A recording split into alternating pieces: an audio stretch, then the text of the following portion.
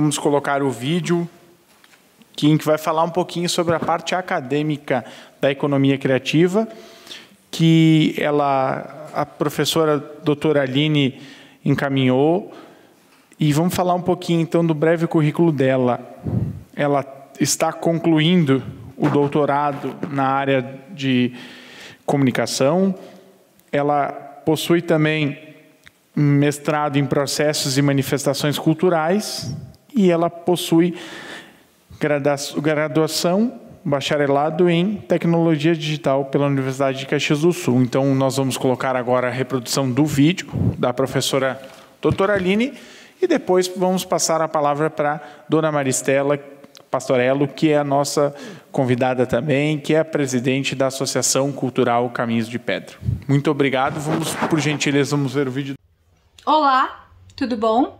O meu nome é Aline Corso, eu sou doutoranda no programa de pós-graduação em Ciências da Comunicação, na linha de pesquisa Mídias e Processos Audiovisuais, Unicinos. Sou mestra em Processos e Manifestações Culturais, na linha de pesquisa Linguagens e Processos Comunicacionais na Fevale, e também sou bacharela em Tecnologias Digitais pela UX. Professora universitária com mais de 7 anos de experiência na graduação e pós, e eu integro o grupo de pesquisa Audiovisualidades da Tecnocultura, Comunicação, Memória e Design, TECAV Unicinos.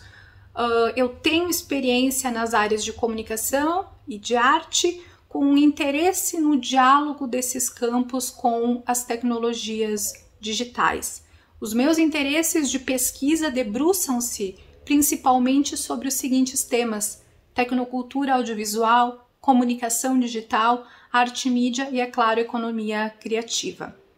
Eu venho, através da minha fala, fazer refletir acerca do histórico, conceito e importância da economia criativa, com um olhar advindo da academia.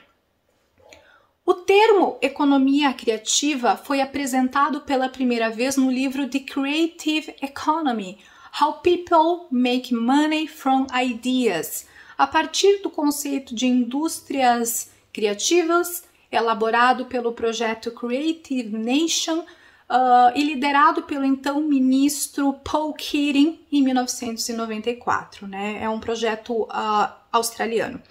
E esse projeto promoveu a valorização do trabalho criativo e da cultura como fomento e desenvolvimento econômico daquele país. O retorno das atividades culturais e artísticas levaram, né, ao surgimento de novas empresas, geração de empregos e novas profissões que, por sua vez, levariam os talentos criativos e permanecerem no país, promovendo o desenvolvimento cultural, o incremento do turismo, vendas de produtos, serviços, entre outras coisas. Já numa perspectiva histórica, a economia criativa se constitui, em meio à globalização, como uma ferramenta de política econômica dos países desenvolvidos. Ao longo do tempo, o termo criativo passou a identificar atividades desvinculadas da produção em larga escala. Então, dessa forma, a economia criativa se caracteriza pela produção de produtos imateriais ou intangíveis, né, seja nas áreas de artes, eventos culturais, entre outros, né, e agrega como característica a diferenciação por meio do caráter simbólico, estético, da propriedade intelectual e de recurso às tecnologias de comunicação e informação. Ela atua com a criatividade do produtor de bens e serviços, valorizando a cultura nos seus aspectos intangíveis e, portanto, esse conceito implicitamente envolve uma perspectiva que rearticula a relação entre cultura, economia e sociedade. Nessa relação, as concepções de cultura e de economia conectam-se, gerando um melhor entendimento entre ambas ao passo que se forma um setor econômico tendo a criatividade como um elemento essencial e assim impulsionando diferentes setores produtivos que possuem como um denominador comum a capacidade de gerar inovação a partir de um saber local, agregar o valor simbólico aos bens e aos serviços, além de explorar os direitos de, como eu mencionei anteriormente, propriedade intelectual. Um fator fundamental a ser levado em consideração na economia criativa diz respeito a algo chamado ciclo de criatividade, que inicia quando o consumidor usa um produto e inspira-se a ser criativo, e assim o ciclo se reinicia. Então, na economia criativa, a matéria-prima é representada pelo capital humano, que usa o seu talento para gerar novas ideias originais, transformando-as, enfim, em um produto ou produtos, né, disponíveis para consumo e com potencial de geração de riqueza. Já quanto à sua abordagem, faz uso de recursos criativos com potencial de geração de crescimento e, é claro, desenvolvimento econômico, além de alavancar a geração de renda, emprego, exportação, promovendo a inclusão social, diversidade cultural, desenvolvimento humano. A criatividade surge em momentos incertos e voláteis e ela é potencializadora de resultados, porque possibilita, né, usar a imaginação, sair da zona de conforto, desenvolver novas habilidades e ainda, né, os novos negócios. De acordo com um relatório feito pela UNCTAD, publicado ali por 2019, o mercado de produtos globais da economia criativa saltou de 208 bilhões de dólares em 2002 para 509 bilhões de dólares no ano de 2015. O ano de 2020 teve início, como sabemos, com perspectivas positivas para a economia brasileira, em particular para a economia criativa, né? Só que ainda no primeiro trimestre os setores sofreram com a paralisação quase que total das suas atividades por conta da pandemia de Covid-19. Então, o setor da economia criativa vem ocorrendo no Brasil e tem evidenciado mais e mais a importância do segmento, inclusive como um setor anticíclico, ou seja, com a capacidade de manter e até aumentar a sua produção em períodos de crise. Dados da Firjan indicam que o setor, né, da economia criativa no país contribui diretamente para cerca de 2,61% do PIB nacional e 1,8% do total de empregos do país. Em novembro de 2020, a ONU declarou o ano de 2021 como o Ano Internacional da Economia Criativa para o Desenvolvimento Sustentável. Ele foi apresentado na Indonésia e foi apoiado por 81 países. As indústrias criativas, elas são fundamentais para a agenda de desenvolvimento sustentável. Por quê? Porque elas estimulam a inovação, a diversificação, são um fator importante no crescente setor de serviços, apoiam o empreendedorismo e contribuem para a diversidade cultural, tá?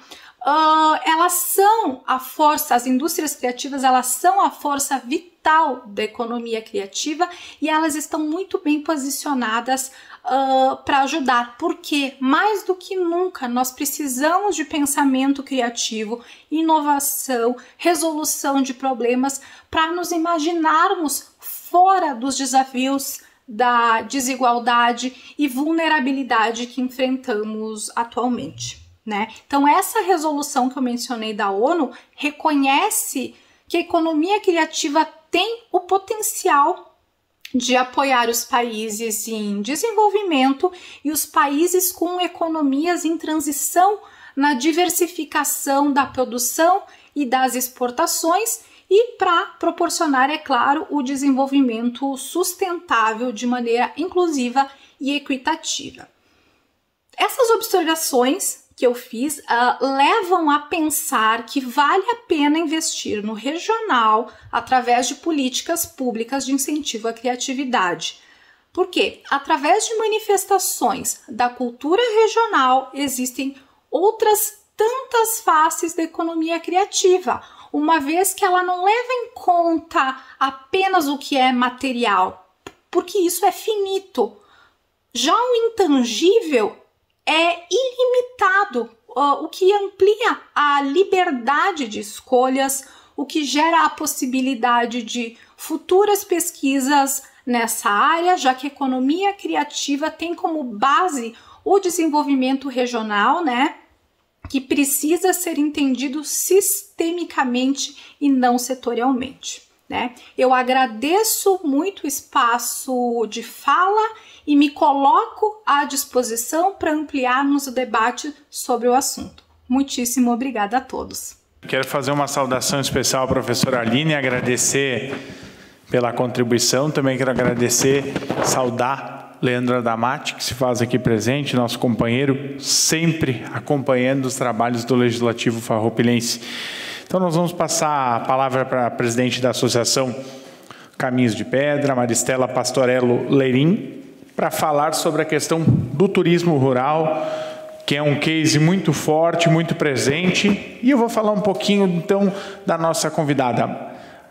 A Maristela é professora aposentada e ela é proprietária da Casa do Tomate, onde desenvolve a industrialização do tomate, gastronomia, hotelaria e turismo. Está presidente da Associação Caminhos de Pedra, onde possui cerca de 25 empreendimentos em atividades no interior de Bento Gonçalves. Só um parênteses antes de passar a palavra, é um patrimônio documentado, reconhecido do Estado do Rio Grande do Sul. Mais uma vez, muito obrigado, Maristela, pela sua presença. A palavra está com a senhora. Primeiramente, eu quero agradecer a presença de todos aqui e pelo convite.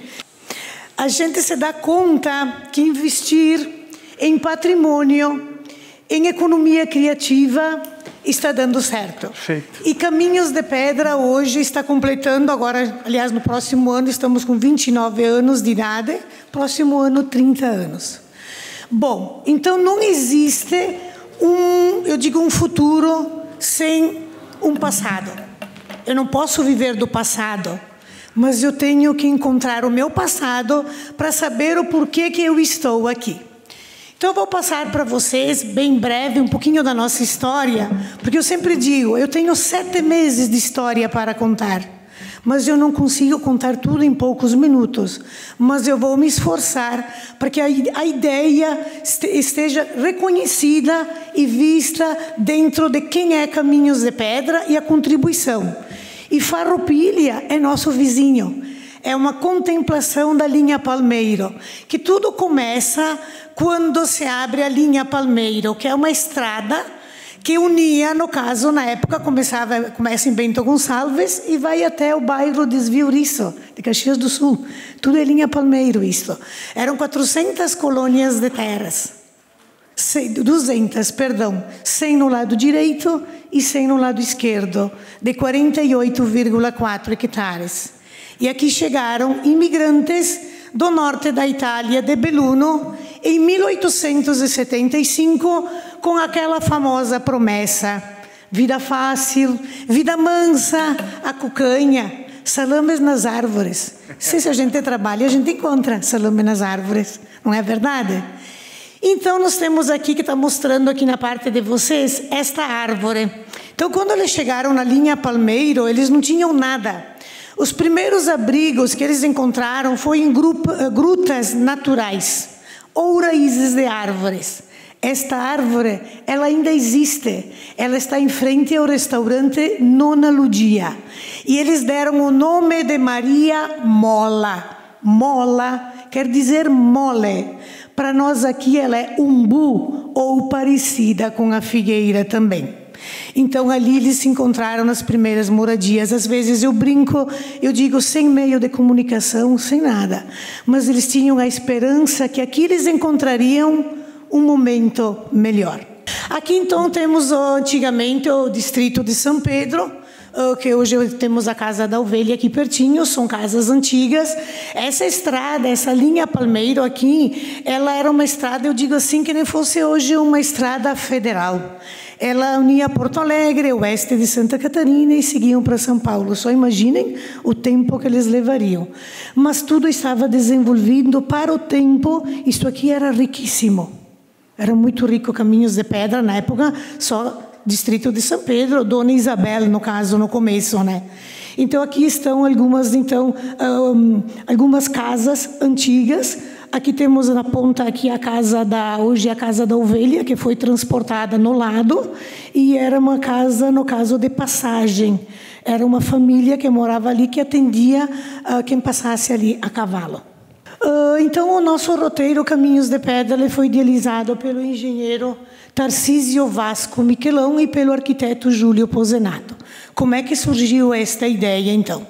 Quando surgiu a RS, acho que a 453, se não me engano aqui, essa parte da linha Palmeiro estabilizou. Parou-se no tempo, os jovens cresciam, eles estudavam, iam para a cidade e eles não voltavam. Eles saíram. O clima não ajudava muito e o distrito de São Pedro tornou-se muito pobre. E o engenheiro Tarcísio Vasco Miquelão, neste período, estava trabalhando em São Paulo, ele é engenheiro mecânico, e ele percebeu que São Paulo tem muito descendente de italiano, que são as mesmas levas que vieram para o sul. Lá eles foram para as fazendas de café. E aqui eles vieram para trabalhar nas terras, tomar posse. Eles não ganharam as terras, a gente sabe que os italianos não ganharam as terras, eles pagavam em troca de mercadorias, faziam um cadastro de mercadorias e toda a terceira parte era passada para o imperador Dom Pedro II. E aí ele percebe esses descendentes, ele começa a conversar, e ele pergunta, como é a tua história? Minha história foi que o meu avô, bisavô, foi lá para as fazendas de café, depois morreram os avós, crescem os filhos, vem a cidade grande, e o que acontece? A história se perde. E essas pessoas tinham muita sede de contar essa história, essas raízes. Mas lá no Rio Grande do Sul nós temos essa história. E aí chega a ideia de se montar ali no distrito de São Pedro, ao longo da linha Palmeiro, o roteiro cultural Caminhos de Pedra. Mas como é que se faz esse roteiro cultural? Não é inventando história, é o saber fazer. E eu estou aqui como um modelo. O que aconteceu comigo? Eu era professora na época. E eu gostava muito de plantar tomate. E eu dizia, mas santo Deus, eu vou me aposentar cedo, eu vou ficar em casa. Às vezes a gente diz, vou ficar fazendo o quê? Tu vai começar a gastar em médicos, porque começa a botar isso e aquilo. O seu Tarcísio me visitou, ele disse assim, Maristela, além de professora, o que você mais gosta de fazer? Pai, eu lembrei disso, meu pai plantava sempre tomates, e eu planto tomate de qualquer jeito, e ele cresce. Eu disse, eu gosto de tomate. Então ele disse, tu vai ser a casa do tomate. Quem será o outra? Você, o que você sabe fazer nas outras famílias? E foi indo. Cada um apresentou o seu saber fazer. Não foi algo inventado. É algo vivido, é algo que está no sangue da gente. Então, cada um apresentou uma regra, um diferente do outro. Por quê? Vocês que são visitantes terão aquela motivação. Eu vou naquela casa, ela sabe fazer tomate. Mas na outra ela tem a erva mate. Na outra tem fotos da moda antiga. O outro tem a Casa da Ovelha. O outro tem isso e tem aquilo. Cada um mostrou o melhor de si. Porque ele trabalhava com prazer. A emoção, o prazer do saber fazer. Não é aquela coisa imposta. Em 1992 surgiu essa ideia. Em 97 se percebeu que nós precisávamos de uma administração, uma organização, porque a gente precisava de alguém, então surge a Associação Caminhos de Pedra, Para começarmos, as pequenas famílias que deram início, que acreditaram no projeto, um fazia parte da equipe diretiva, o outro do conselho deliberativo e fiscal, o outro era secretário. Quase tudo na mesma família. Porque não tínhamos membros suficientes para poder ter essa composição desse pessoal da estrutura da Associação Caminhos de Pedra. Então, fomos indo. Os primeiros visitantes. O primeiro grupo de turistas veio de São Paulo, através da operadora CVC. Foi recebido na Casa Merlo, onde que hoje é a Casa Ângelo. E na Casa Bertarello, onde que hoje é o restaurante Nona Ludia. E a Ferraria Ferri. E a Cantina Extrapação. Em 30 de maio de 1992. Isto. Eu sempre levo o exemplo do proprietário da vinícola Extrapação, seu Wilson. Ele disse assim, eu recebi o primeiro grupo de turistas, eu quase quebrei os meus joelhos. Ele disse, meu Deus, o que o pessoal virá procurar aqui no meio do mato, numa casa de pedra, bem dizer quase que caindo, o que eles virão buscar? E ele foi dentro da sua humildade. Ele não criou nenhum texto. Ele não criou nada. Ele falou do dia a dia dele. Ele ficou tão feliz que ele saiu tão motivado que os outros depois vieram atrás. Os vizinhos, nesse dia, quase quebraram todos os vidros das casas, porque eles queriam ver o que estava acontecendo. Meu Deus, vai chegar gente de fora, de um outro estado, de um outro país. Talvez vão levar tudo da gente, aquela desconfiança que o italiano tem. Você sabe que o italiano é uma pessoa mais desconfiada que existe. Eu digo, eu tenho na pele. Então, isto foram os primeiros visitantes. Eram somente ônibus quase que a gente recebia na época. Como que a comunidade se sentiu nesta época? Meu Deus, a autoestima daquele grupo de famílias, ele estava lá embaixo, porque eram todos pobres, o clima não valorizava. E começou a chegar gente, veio trazendo alguma economia, foi entrando. Isso aí não era mais sentido de vergonha, era uma coisa de orgulho. Aí todo mundo começou vindo, veio mais um. Hoje nós estamos em 25 empreendimentos no Caminhos de Pedra, fora as famílias que estão ligadas, envolve toda a comunidade. E isso fora também. Então, as casas de pedra eram colocadas umas sobre as outras, e pela pesquisa feita, as pedras é um lugar que onde mais se tem esse estilo de construções de pedra, que Belluno, eles vieram com aquele espírito de empreendedorismo de lá. E eles sonhavam muito ter as casas dos patrões, sabe por quê? Eles vieram para cá como servos, empregados. Quando chegaram aqui e eles viram que eles iam conseguir ter a sua casa, nós vamos fazer igual ao nosso patrão. Outro detalhe, eles tinham que pagar as terras, eles precisavam de muita mão de obra. Tudo era mão de obra braçal. Então era muita gente para se produzir pouco. E eles tinham que abrigar esse pessoal. Então, casas grandes também. Por isso que elas são grandes. Mais tarde, nós tivemos as casas a parte de baixo, pedra, em cima madeira, porque começaram a cortar o pinheiro, a araucária. Mas permaneceu por onde pedra, porque ali era o espaço que eles podiam colocar os alimentos. Não tinha ainda energia elétrica aqui. E a parte superior era para, no caso, a moradia. Então, um andar era um salão onde faziam festas, bailes, casamentos, até os próprios velórios. A parte superior eram os quartos, e embaixo do telhado, que era o sótão, sobrado, eles falavam granaro. Granaro é uma palavra do dialeto, quer dizer grãos. Ali guardavam as sementes para as secagens. Tudo era aproveitado. E as cozinhas também eram separadas das casas. Eu não sei se eu tenho aqui as cozinhas separadas. Deixa eu passar aqui. Não. As cozinhas eram separadas das casas devido ao que era por causa do fogo. Faziam fogo no chão batido e eram comuns incêndios. Então as cozinhas eram distantes. Depois foi unindo. E o nosso visitante foi vindo, ele foi consolidando o roteiro, os números de visitantes cada vez mais. A pandemia veio, deu sim uma queda, só que o que fortaleceu? O turismo local. Então tudo tem a sua vantagem. Tudo tem o seu... Eu digo, não que a pandemia tenha sido uma coisa bacana para nós, não. Mas foi uma coisa que reestruturou o nosso turismo local, porque ele ia para fora. E hoje ele está aqui com a gente. Então, é possível investir, sim. O que mais? Voltando. Então, aqui temos algumas casas. Então, essa aqui é a casa da Vinícola Extrapação. Melhor estrutura. Com isto veio o asfalto, veio a parte da tecnologia também, internet melhorou, telefonia melhorou, sinais de comunicação melhoraram. A nossa rica gastronomia, olha o projeto cultural e seus benefícios. Ninguém criou nada. Era coisas, receitas da nona. A nona fazia. Eu não criei nada moderno. É aquilo que eu sei fazer, e sei fazer de coração. Aqui temos alguns dos nossos vinhos, das vinícolas. Hoje, como eu repito, 25 empreendimentos que a gente tem. Aqui a Casa do Tomate, só para ressaltar aqui. Então, nesse canto é onde se coloca a Casa do Tomate, desde 2005. E eu falo bem assim, abertamente. Somos agroindústrias familiares. E os nossos filhos estão ficando. O meu filho mais velho, hoje, é ele que trabalha na estufa com o tomate semi-hidropônico e sem agrotóxicos.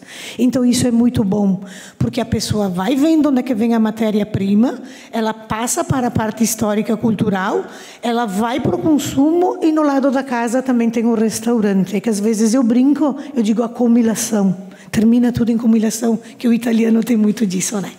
Aqui fotos da moda antiga, as paisagens. A paisagem tem que ser bastante respeitada. A parte sustentável que os colegas falaram me deu um ânimo muito forte, porque nós temos que lutar isto sim. Porque diante todo esse sucesso que a gente tem, não pensem que tudo é fácil. Desenvolve um espírito de especulação imobiliária. E isso vai acabar terminando com quem está no local e também com os que vêm de fora. Se perde o ânimo, como se diz. Aqui são várias outras, aqui a Casa da Ovelha, a Salumeria, todas elas são ligadas à história. Uma é diferente da outra. Aqui, ó, as casas que eu estava querendo explicar para vocês, das madeiras de 6 metros a 8 metros de comprimento. E a parte lá em cima do sobrado. A casa da Nona Ludia, pedra sobre pedra. Um trabalho feito pelo nosso imigrante. Imaginemos nós hoje fazendo um trabalho desses com toda essa tecnologia que a gente tem, às vezes dá algum problema. E este aqui, olhem, o detalhe, é uma coisa única. E nós temos isto. Eu sempre digo assim, patrimônio dá dinheiro? Dá. Eu tenho que saber usá-lo. Como é que a gente faz? Cultura e educação? Nós fizemos. Não espere pelo outro. Desculpe se eu passei um pouquinho. O vídeo, por favor. Temos o vídeo. Esse é o videozinho. Muito obrigada. Meu nome é Tarcísio Vasco Miquelon e me dedico ao turismo aqui na Serra Gaúcha, na região da Uva e Vinho. Nasci no hotel dos meus pais aqui em Bento, e que funcionou de 1944 a 1959. E lá eu adquiri essa cultura do turismo. Eu perguntei a ela, mãe, o que os turistas gostavam no teu tempo? Ela disse, meu filho, os turistas gostavam de tudo que era nosso. E ali a gente passou a se dedicar a todos os assuntos da nossa cultura. E nós fizemos um raciocínio lógico, bem típico de engenheiro.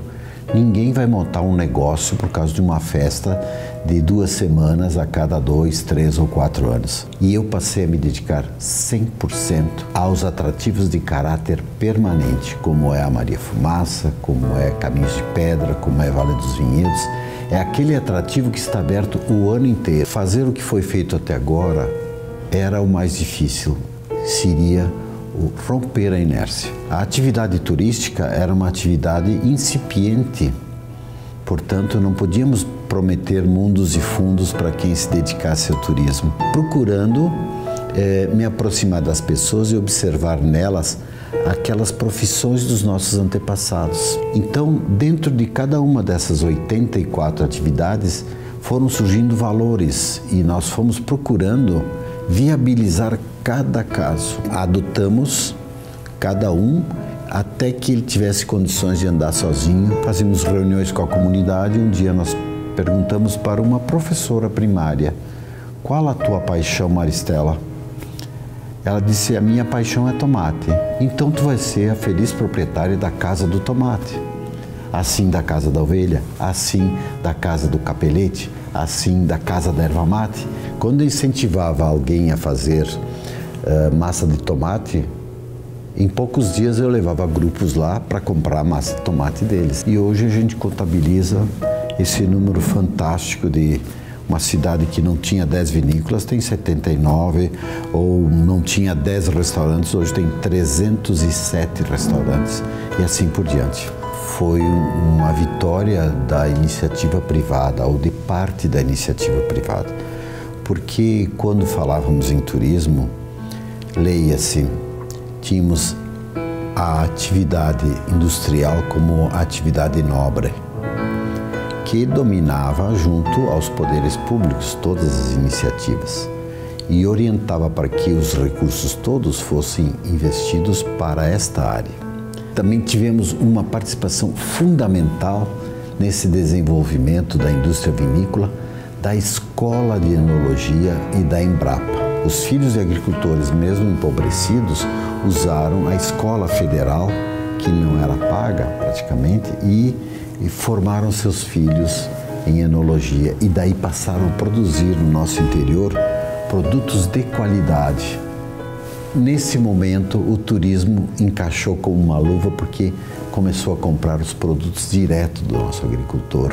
Eu sempre tive desde o início, qualquer proposta já incluía uma visita de turismo. Os turistas mesmo se encarregavam de valorizar essa cultura que as pessoas daqui tinham vergonha de falar, das suas canções, do seu folclore, do seu jeito do seu sotaque, do seu olhar, de tudo. Ele sempre se negava a receber turistas. Naquele dia nós não avisamos, fomos lá. Dona Teresa, pode chamar o seu Domingos? O seu Domingos saiu debaixo dos parreirais, do lado da casa dele, e botou as mãos na cabeça e disse, meu Deus, peta, peta que me parecho. Quer dizer o seguinte, espera que eu me preparo, vou me lavar. E ele estava com as roupas cheias de tacone, de remendos, o chapéu parecia um espantalho, e os turistas agarraram o seu Domingos e disseram, não, o senhor não vai fazer nada, nós queremos tirar foto do senhor, com o senhor, como o senhor está nesse dia. O nosso homem simples do campo, que é inteligente por natureza, foi logo absorvendo a ideia de que isto era uma coisa boa. A visitação na colônia dele já começou pagando R$5. E ele começou a levar para o porão da sua casa e vender vinho. Os visitantes olhavam para o teto do porão e viam os salames pendurados, os queijos pendurados, e diziam, o senhor não vende seu Domingos para nós? E aí o turismo encaixou, e Bento Gonçalves foi uma ilha nessa história, porque outras colônias aqui na região estavam ricas. Quanto menor o município, mais ainda preservadas as tradições italianas estão. O nosso homem do campo aprendeu o valor do marketing turístico. Com isso, o nosso interior desenvolveu vinícolas, desenvolveu restaurantes, desenvolveu toda uma estrutura turística que está entre as melhores do mundo, mas os sonhos daqui para frente, eles aumentam de tamanho. Quando a gente pensa em fazer mais parques temáticos, mais hotéis e levar esse desenvolvimento que hoje está em Bento Gonçalves para toda a nossa região da Serra. Tarcísio Vasco Miquelon, turismo, cultura, engenharia.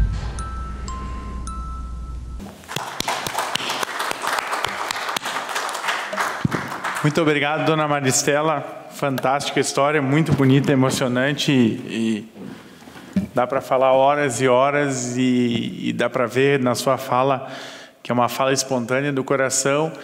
E me chama muita atenção quando a senhora falava o saber fazer, fazer diferente. E lembra o Paulo Freire, num momento difícil, o que nos faz diferente são os saberes diferentes que cada um carrega e a forma como nós levamos adiante esses saberes. Então, muito obrigado mais uma vez.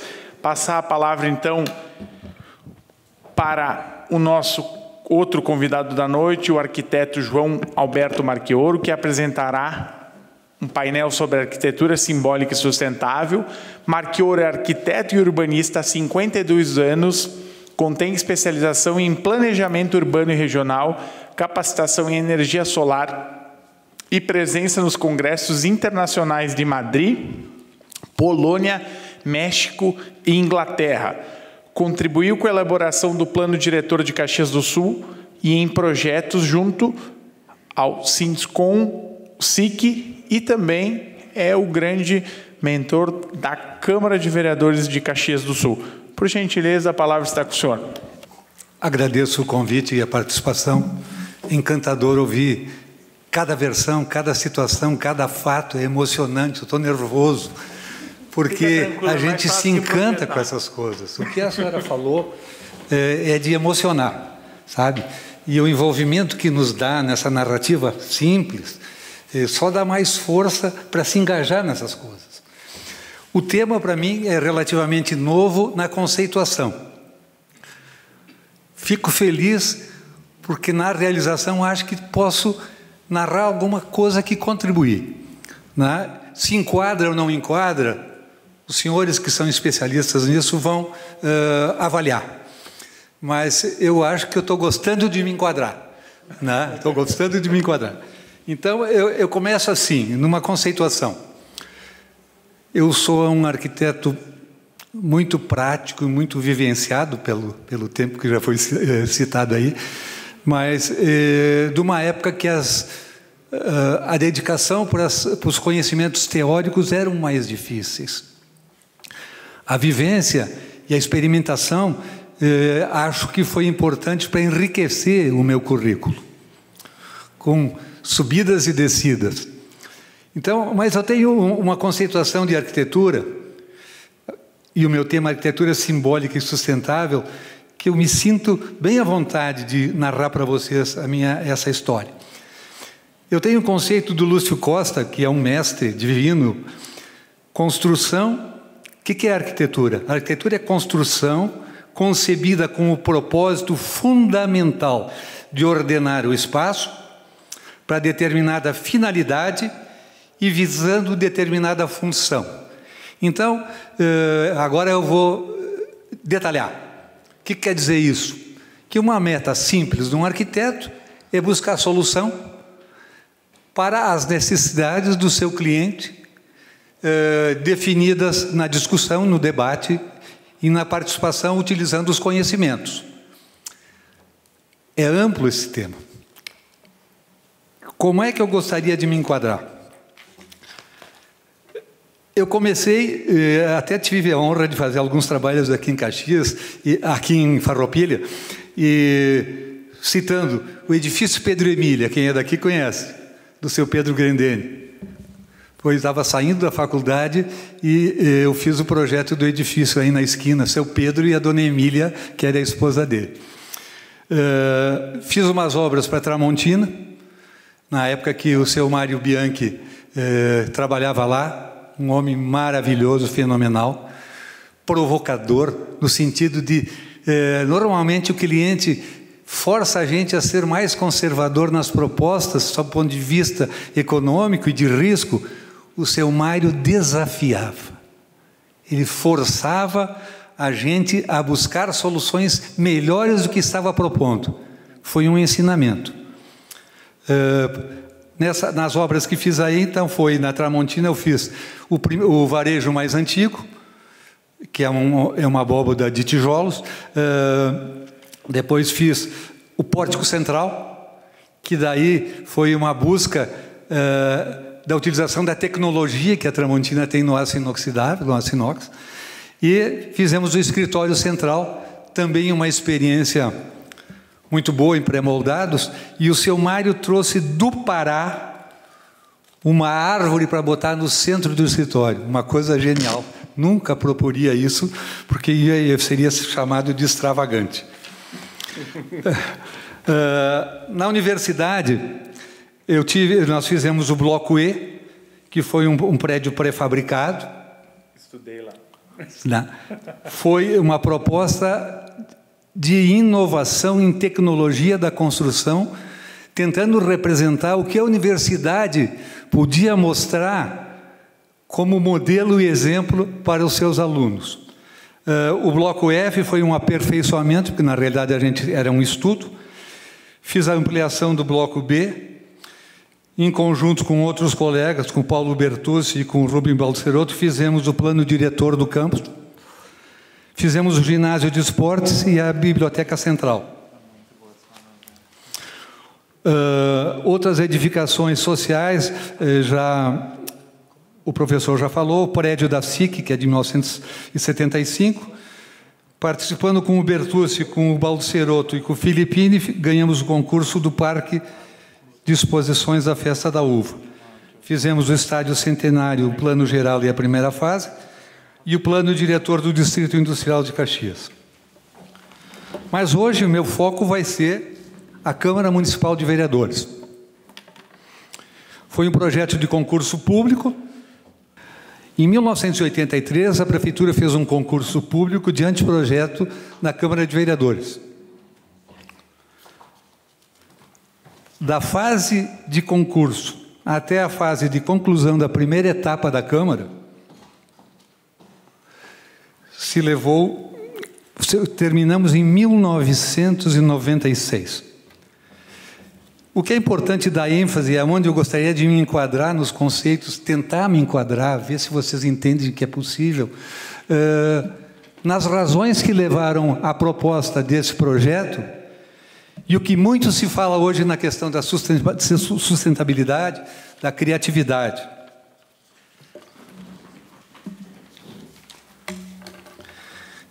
Eu vou passar rapidamente, depois eu volto a essas plantas para explicar.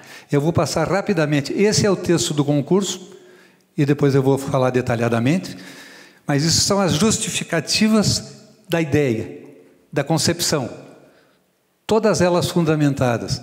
Aí vocês podem ver a insinuação e a importância é que as parreiras, que são os quebra-sóis do prédio, estavam aí em 1983. Não se falava em sustentabilidade. Por sorte, a gente se enquadrou. Quais as razões? A responsabilidade de um projeto público dessa envergadura, numa época politicamente ainda instável, porque nós vínhamos de governo autoritário. Na década de 80, as coisas ainda não eram muito fáceis na questão da representatividade democrática. Então, a história e o compromisso do projeto, sob o ponto de vista de uma obra pública, era também tentar retratar, mostrar o seu momento histórico. Naquela época, em 83, já é distante, ainda a uva era um ponto importante para Caxias e para a região ainda é. Para Caxias não, porque os senhores já falaram, o modelo, sob o meu ponto de vista errado, foi o foco exclusivamente na indústria, né? Que era o orgulho, porque Caxias era uma mini São Paulo. E hoje é uma mini São Paulo das heranças malignas, das imigrações, todas que vieram à cidade, e quando foram mão de obra fácil e disponível, foi muito bom. E no segundo momento, é o que São Paulo tem, que é uma favela não dominável, e Caxias também tem. Nós temos 600 loteamentos irregulares. Então, eu acho que isso é importante pensar. A uva era importante. O caráter do prédio público é importante, sem ostentação. Nós tentamos provar que tu pode fazer um prédio usando os mesmos materiais, mas fazer com que se não desperdice o recurso público. Então, esse texto todo que está aí, se resume nisso que eu vou falar para vocês agora. Volto àquela planta inicial, o projeto da Câmara. A implantação, o que quer dizer? Como vamos fazer o prédio? O propósito era buscar uma solução de igualdade entre o prédio do Legislativo, que estamos propondo, e o Poder Executivo, que já tinha lá. Vocês podem ver aqui nessa marquinha aqui é a Prefeitura, tem um prédio de 100 metros de comprimento. A Prefeitura destinou esta área aqui para a Câmara se localizar. E aqui na frente tem uma praça muito interessante, com o monumento do Negrinho do Pastoreio e tudo mais. Nós podíamos pensar neste terreno aqui,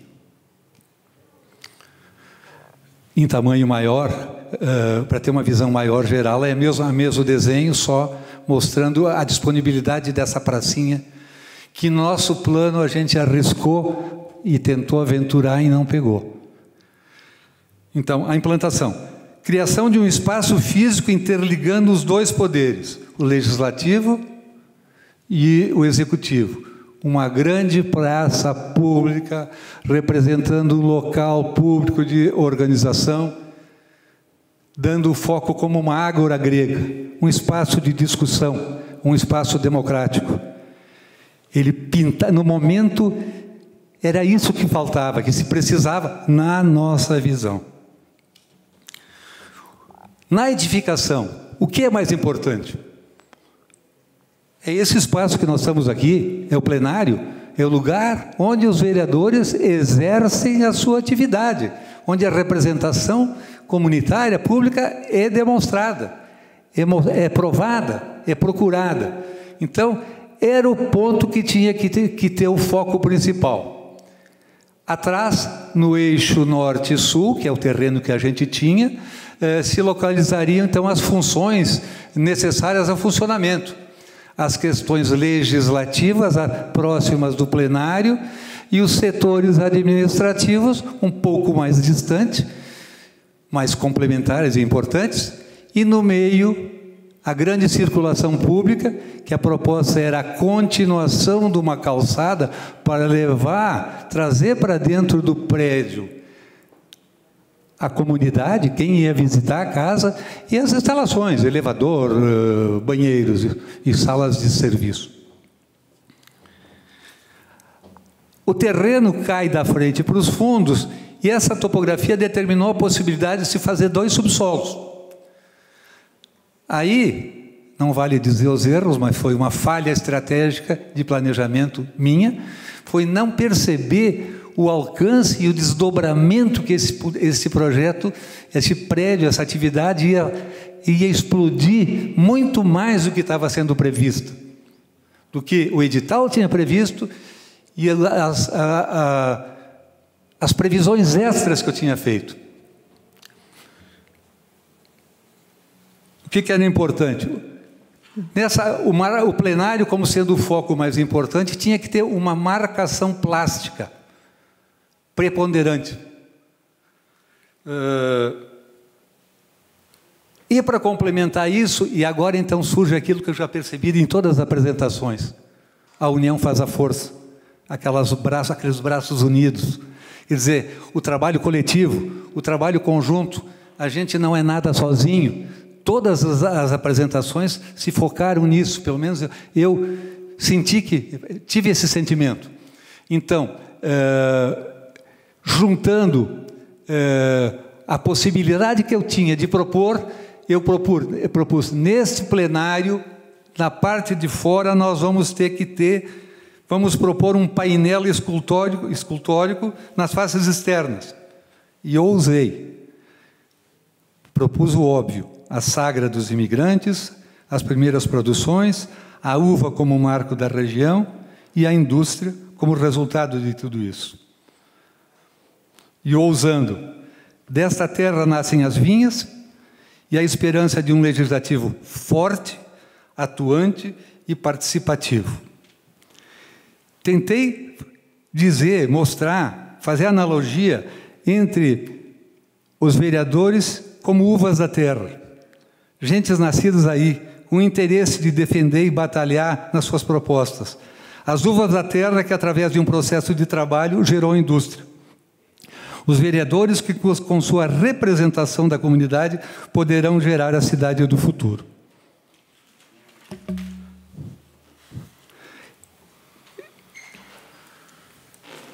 esse miolo central, aqui aparece um pouco, mas é uma rampa, que seria a calçada que chegaria até lá em cima, no último pavimento. Querendo ou não, nós estávamos dando atenção e atendimento à circulação das pessoas com deficiência. Se sobe com cadeira de rodas, a gente leva o espaço de fora para dentro. A rampa dando completa acessibilidade da praça externa até o último pavimento, dando a impressão de uma extensão do passeio. A circulação dos elevadores e os banheiros complementaram.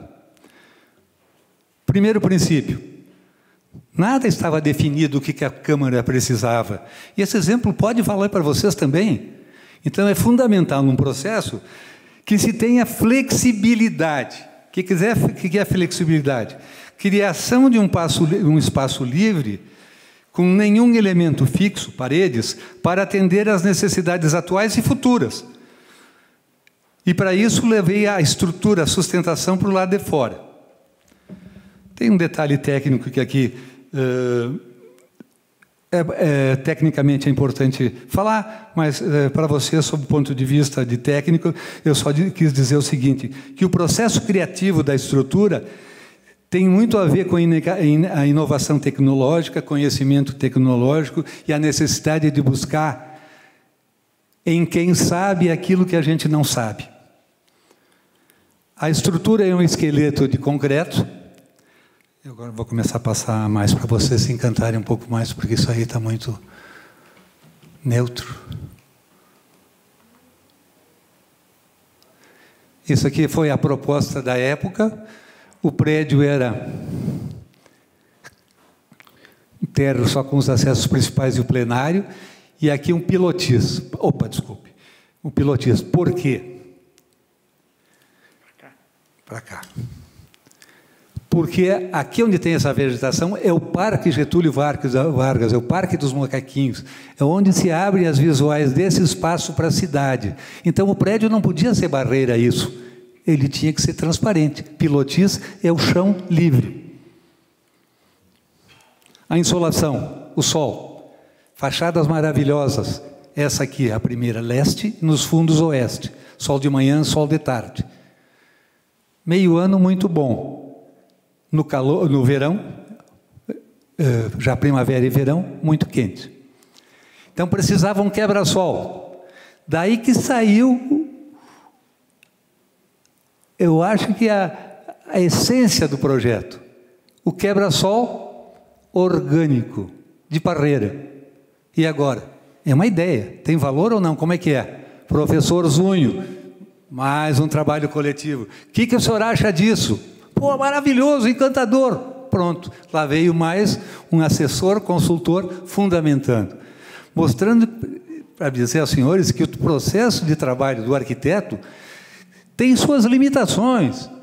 E a gente precisa buscar socorro, quem sabe. E eu vi o gancho aí agora dos outros palestrantes, da necessidade da interligação de todas as atividades da economia também. Eu não estou propondo aqui uma forma de ganhar dinheiro. Eu estou dizendo que eu fiz uma experiência que me encantou. Eu estou há 40 anos vivendo isso e me emocionando todos os dias. O professor deu as dicas de como é que tinha que ser as parreiras e nós fizemos as parreiras. E melhor, tecnicamente melhor, porque o contrapeso da terra e das parreiras para o lado de fora da estrutura aliviaram o grande espaço livre, que a gente chama de vão, entre as colunas, favorecendo a esbeltez do conjunto. Então, eu terminei fazendo economia naquela solução. Por quê? Integrando um conhecimento que não tinha, ou uma noção, com a fundamentação de quem deu assessoria.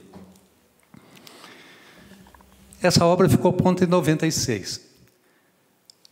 Ela já tinha, isso pelo trauma, porque em 92, teve o incêndio da Câmara de Vereadores. 82, o grande incêndio, que acabou com a sede da Câmara, que era no terceiro andar da Prefeitura Municipal. Isso priorizou a necessidade de um espaço. E era tão necessário que levou 13 anos para ser construído, porque a obra foi feita em muitas etapas, e os senhores vereadores sabem, tem dotação anual de verba para fazer.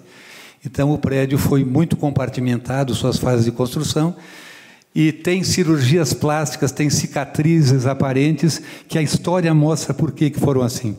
O granito que eu usei em 96 não tinha mais em 2010. É o preço da vida, a gente no rosto também aparece isso. O importante, complementos que surgiram nas ampliações. Apesar de não terem sido consideradas as propostas do espaço público da reunião de cidadãos, que seria a Ágora, e do grande corredor de pinheiros, que definiam visuais lá da entrada do pórtico geral até o prédio da Câmara, que enriqueceriam o conjunto, foi preferida a continuação de um grande parque de estacionamentos onde era para ser a praça pública. Tudo tem seus limites. A gente tenta e sonha tudo. Às vezes dá e às vezes não dá, né?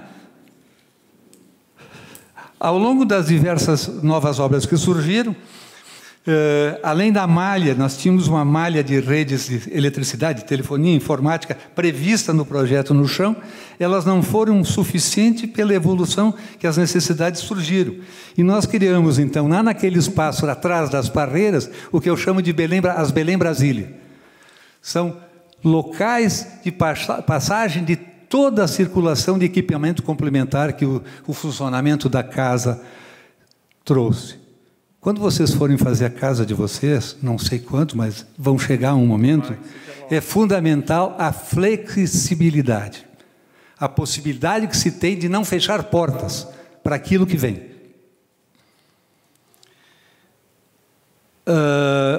Agora, há 20 anos, agora nós estamos fazendo 25 anos, mas há 20 anos atrás, o carpete que nós tínhamos posto no chão ficou superado e chegou a hora de trocar. E daí se trocou todo o piso da Câmara para um piso emborrachado. Foi a oportunidade de interconectar a Belém do Brasil Oeste, a Belém Brasília, com a Belém Brasília Leste. Uma questão da oportunidade e o sistema ficou completo. Mas a grande marca, eu acho, nos complementos foi o que se fez agora 2 anos atrás, que foi a instalação de um sistema fotovoltaico de captação solar. Francamente, eu não consigo entender que um poder público de uma cidade não avalie esse recurso do fotovoltaico, da produção de energia barata, o espaço que a Prefeitura de Caxias tem de telhado norte para botar um captador, seguramente contribuiria muito para pagar a energia elétrica de centenas de escolas, porque a legislação permite o captador num lugar dirigir para o mesmo CGC de qualquer outro. Então, eu acho, e quem sou eu para propor para a Prefeitura Municipal, mas a Câmara foi um bom exemplo de experiência. Só para vocês terem uma noção do que representou o fotovoltaico, essas são as fotos mais antigas. Aí dá para ver, já que se fez nas flexibilidades, fizemos um pavimento a mais, e depois o prédio, já tínhamos escada de incêndio, e protegida contra o fogo, e ficou então, o sul ficou fixo, e a ampliação ficou para o norte e para cima. Aqui, na época, a gente tinha esse ângulo que eu acho muito lindo, quando tinha pilotis. Agora já não tem mais. Porque, ao longo das necessidades explosivas que a Câmara tem, se foi avançando naquilo que aparentemente era supérfluo. O subsolo, o segundo subsolo, que era porão, almoxarifado, depósito, teve que atender a necessidade do novo anfiteatro.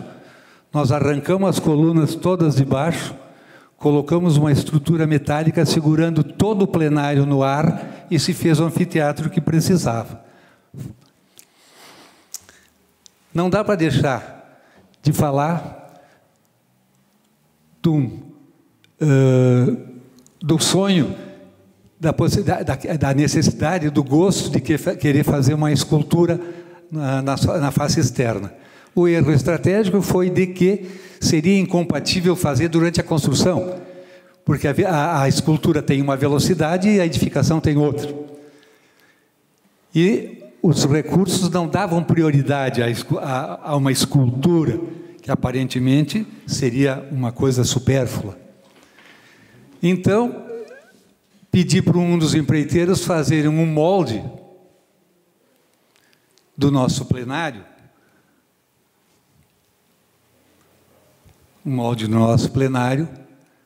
em madeira, em escala 1:10, 10 vezes menor. E levei lá para o ateliê do Bruno Segala. Por que o Bruno Segala? Porque era o nosso maior artista plástico, um homem de vivência pública muito grande, foi vereador, foi deputado estadual, e um artista com uma expressão muito simbólica, e a linguagem dele é muito boa. Ele começou a moldar essa maquete, e moldou 3 faces e meia das 4 do plenário, e faleceu. E nós ficamos só com essas fotos. Um dia eu pedi para ele: Bruno, posso ir lá no teu ateliê tirar umas fotos? Venha. Fui lá, tirei as fotos, filmei, e foi o que restou para nós do trabalho dele. Então eu digo, isso foi um sonho não realizado, mas com possibilidade, de novo, pelas tecnologias, de realizar. Nós já estamos estudando lá na Câmara, sem prioridade de tempo e custo, a possibilidade de transformar isso aqui em um desenho tridimensional, e esse desenho ser moldado com impressora 3D, não para fazer a obra do Bruno, mas para mostrar o esboço dele, qual era a linguagem dele. Então, assim, o que eu concluo? Bom, primeiro, os conceitos. Desde o projeto original foi pensado na necessidade de criar uma marca para a Câmara. Ela tinha que ter uma marca. Eu achava que o Parreiral ia ser a marca. A Câmara fez essa marca. Esse é o logo deles hoje, da Câmara. Então, a linguagem sintética diz o que é. Esse aqui é o prédio da Câmara. O encantamento, quando as pessoas conhecem esse quebra-sol, essa maneira de fazer, hoje é sucesso no mundo inteiro fazer paredes verdes. Meu sonho é conhecer em Milão o Il Bosco Verde, né? São inovações, mas felizmente nós tivemos essa ideia. Um dia o presidente da Câmara me chamou, é emocionante: Marchioro, vem urgente aqui que tem uma comitiva chinesa aqui visitando o prédio. Sim, presidente, o que eu vou fazer aí? Vem aqui. Os caras estavam encantados de ver uva num quebra-sol. O que é isso? Foi um reconhecimento que talvez nem todos tenham, mas que eles perceberam de uma possibilidade. Outra vez eu fui para uma comissão de vereadores de uma cidade que produz maçã, perguntando se daria para botar macieira em vez de parreira. Então é assim, eu acho que a gente desperta, isso aí desperta a discussão. Se tem valor, se não tem, se enquadra ou não, não é a minha pretensão. Com esse breve histórico, apresentamos o prédio da Câmara, onde tentamos criar mais do que um local de trabalho, mas a busca de oportunidade adequada para propostas mais abrangentes, usando de informações e soluções que envolveram pesquisas, consultas aos diversos setores da tecnologia, do conhecimento, das vivências, destacando na área agrícola o professor e engenheiro agrônomo José Zunho, já falecido, que serviu a 5 administrações. O professor Zunho foi introdutor da agricultura, da cultura de tomate, de árvores frutíferas, e Caxias é a primeira produtora do estado do Rio Grande do Sul. Meu grande incentivador, amigo e consultor sobre as parreiras. Destacando o sonho de ter nas paredes do plenário um trabalho escultórico que já estava em andamento e quase perdido com o falecimento do artista Bruno Segala, marca na cidade, ex-vereador, ex-deputado e símbolo da época da restrição política. Esse sonho ainda continua. A todos eles, meus agradecimentos. E como reforço, aprendi muito do que vocês disseram hoje. Consegui tentar me enquadrar em alguma das coisas que vocês falaram. Não sei como eu posso contribuir, mas se eu despertar em algum jovem colega arquiteto uma ânsia e uma vontade de vibrar com aquilo que se faz, eu me considero realizado. Muito obrigado. Muito obrigado, senhor Marchioro. Dando sequência, então, são muitos saberes envolvidos e, com certeza, uma noite muito rica. Quero convidar, então, o Misael Montanha, que nos apresentará o tema Comunicação Criativa. Ele é mestre em Design Estratégico pela Unicinos, professor e palestrante, convidado em universidades do Brasil. Diretor de Marketing e produtor de conteúdo nos canais do Seu Créditodigital.com.br e sejacreativo.com.br. Sócio-diretor do Laboratório Criativo, Box 90.design.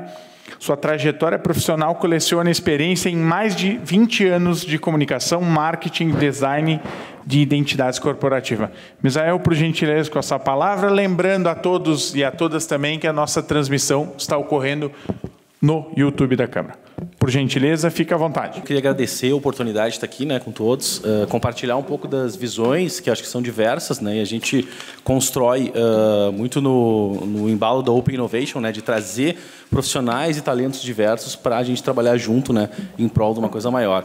E hoje o desafio, acho que é um desafio bem legal e gigante, né, que é a gente estimular o povo a isso, né, de diversas formas, diversas maneiras, e fazer o povo, de certa forma, enxergar essas oportunidades também. Tá? Peço, se possível, 80% da luz, ou menos, ali, só para dar um tchan ali na apresentação. Tá? Então, fica ali o meu contato, né, já direto. Quem quiser me achar, me acha no @mpmontana, beleza? Então, a gente se adiciona, a gente troca experiências, e eu fiquei muito feliz ali com o Bertucci, né?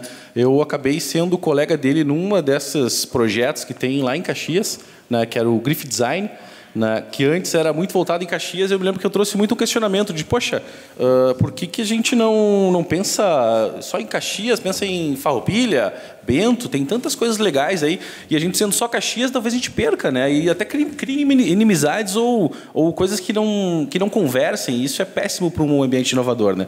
Então, depois de um tempo aí de discussões do grupo, a gente conseguiu transformar isso numa coisa mais né, mais plural, onde todo mundo vai participar, onde todo mundo está criando um cenário também positivo para a economia criativa. Então, eu queria dizer que eu tive, né, a vida que eu sempre sonhei. Né, eu vim de Porto Alegre para dar aula aqui na Universidade de Caxias do Sul, em comunicação, marketing, design, trazer um pouco do conhecimento, de expertise que a gente tem de mercado e, ao mesmo tempo, teórico. Né. Então, eu era feliz, tinha um emprego dos sonhos, era reconhecido, né? Poxa, você chega em sala de aula, os caras se chamam de professor, né? E isso aí dá uma moral que é muito interessante, é muito boa.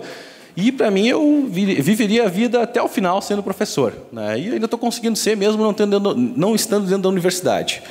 Mas a vida não é só coisas felizes, né?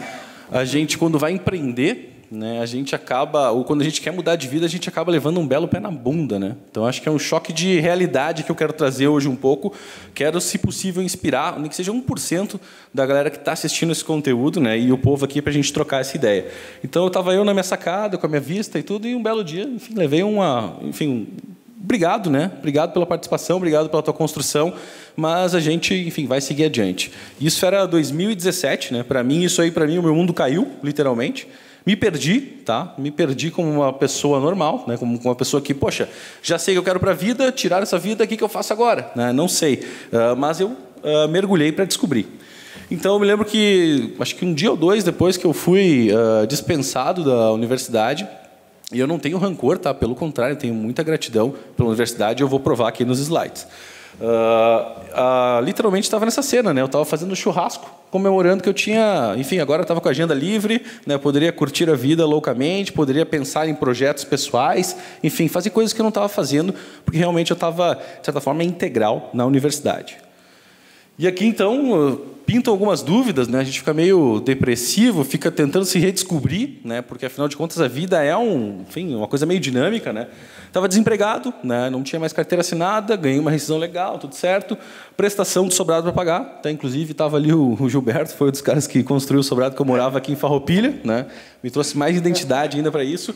E eu não sei fazer mais nada, era uma coisa que batia na minha cabeça. Eu amo dar aula, eu gosto de falar com a gurizada, de trocar experiências, de ouvir um feedback, de, poxa, foi legal o que tu falou em sala de aula, né? Isso mudou minha vida e tudo mais. E eu perdi isso, né? Fiquei sem chão, literalmente. E aí eu comecei a me questionar também, né? Será que alguém ainda me ama? Né? Será que eu fiz alguma coisa de errado? O que eu errei nessa vida? Né? Então eu acabei me questionando. Eu acho que a gente, não só levando um pé na bunda da profissão, a gente acaba se questionando eternamente isso. Né? Quem que vai alimentar meus pets? Aí tem até coisas meio, digamos assim, não precisava, né? Como que eu vou gastar? Como que eu vou ganhar dinheiro? Né? O que eu vou fazer da vida? Então essa crise existencial bateu, né, com um belo pé na bunda do trabalho. E aí a gente começa a conversar, né? Buscar referências. Eu me lembro quando, um período que eu morava em Porto Alegre, antes de vir para cá, eu orava bastante. Enfim, cada um busca, né, a sua fé, a sua esperança, onde acha melhor. E eu tenho uma família religiosa. E, de certa forma, eu fiquei pensando, poxa, o que eu faço? Como é que eu faço para ter uma vida legal de novo? Como é que eu faço para me reinventar? Porque eu tenho que me derreter e fazer de novo. Né? Tenho habilidades, tenho talentos. E como que eu faço para reconstruir isso? Né? Então, baseado nisso, né, fica ali aquela questão, a gente fica num dilema, a gente fica falando sozinho, a gente fala com pessoas, né? E eu acho que é um ponto também muito legal aí, que a gente percebe que a gente não está sozinho no mundo, né? O pior cenário é achar que tu foi abandonado, né? Que tem pessoas que infelizmente caem, né, no abismo, assim, e tem pessoas que não, eu tenho um monte de gente legal, um monte de pessoas talentosas ao meu redor, e eu acho que essa é a oportunidade, né? Mas eu, como fui demitido, eu entrei no trade, né? Não sei se você sabe o que é trade, é investimento, né, de alto risco. E chegou um belo dia e disse, é isso que eu vou fazer da vida. Poxa, ganhei uma grana ali exponencial, né? E eu achei que eu tinha nascido para isso, literalmente, né? Que as coisas aconteciam no mundo mágico que eu nunca tinha entrado. Eu estudei, né? Estudei teorias, enfim, venho da academia, acabo bebendo um pouco dessa influência, mas achei que a minha vida ia bombar em cima disso. Então, me aventurei, de certa forma, nisso. O saldo é positivo, né? Porque a gente nunca perde, né? Ou a gente aprende, ou a gente, né, ganha de experiência aí, né? E eu me lembro do dia que eu ganhei $3.000 no lançamento do iPhone, né? Que eu, enfim, investi lá nas ações, né? E deu um retorno instantâneo. Eu disse, poxa, é isso, né? Essa é a vida. Agora eu descobri como ser capitalista. Agora eu descobri como virar o mundo, né? Mas não era bem isso, não, né? E teve dias de derrota também, né? Que eu literalmente perdi tudo. Como é que eu vou perder, né? Eu estava pensando em comprar um imóvel, eu estava sonhando já com aquela grana, mas o mundo é gigante, esse mercado financeiro é um mar aberto, né? E a gente é um pequeno cardume, ou nem isso, né? Ou até uma molécula perto disso, né? Então, realmente, dei o all-in, né? Perdi tudo. E aí eu comecei a sondar, né? 2017 para mim teria que ser o ano sabático, né? Mas tinha um cenário atrás que não era bem positivo, digamos assim, né? Tava pegando fogo, estava sentindo calor e estava problemático isso, tá? Mas eu via muita gente falando, tira um ano sabático. A gente foi até numa palestra em São Paulo e o cara falou, não, eu tiro de tempos em tempos, tiro o ano sabático. É isso que eu quero, sabático. Sabático é a vida, então, né? Mas eu vivi essa vida louca e trouxe os ensinamentos, né? E aí começa, acho que um negócio que liga, né? São amigos. Ali tem a Rachel, né? Que parece que está duvidando de ti, não está te dando muita fé. E tem lá o Ross, que infelizmente está te aplaudindo porque é teu amigo, porque quer te ver para cima, né? Então acho que são dois tipos de amigos que de repente a gente tem na vida que podem alavancar a nossa carreira, podem alavancar talentos e habilidades que estão adormecidos nossos, né? E aqui, então, eu começo a contar das minhas 3 paixões, tá? Eu trouxe 3 paixões aqui, 3 projetos que eu desenvolvo, né? Acredito que me enquadro muito na economia criativa, me identifico muito com a teoria, mas eu trouxe o universo prático disso. Aqui, então, o primeiro deles é o estúdio de design da Box, né? E o estúdio de design, vale lembrar que o responsável por isso é a universidade, né? Foi aí que a universidade é o hub que juntou essas pessoas todas. Eu era professor, né? Tinha um ex-aluno meu do design ali, né, que era um dos talentos que eu vi em sala de aula. Eu pedia para apresentar um trabalho, ele apresentava o trabalho e mais algo além, né? Eu disse, poxa, esse cara é diferenciado, né? Ao mesmo tempo, tem 2 amigas que vieram de Serafina Corrêa para estudar em Caxias do Sul, e elas eram amigas, enfim, amizades, coisas legais, coisas não tão legais, né? Enfim, eu ali, né, no caso, professor, vi também uma oportunidade de colar numa galera que ela talentosa, né? Até o nome da empresa é Box 90 por causa dos anos 90. Eles nasceram nos anos 90, né? Eu sou dos 80. Mas, de certa forma, eu me oxigenei e cresci muito com eles, né? E cresço até hoje, né? A gente ainda está ativo, está construindo e estou feliz ali com o escritório onde o senhor...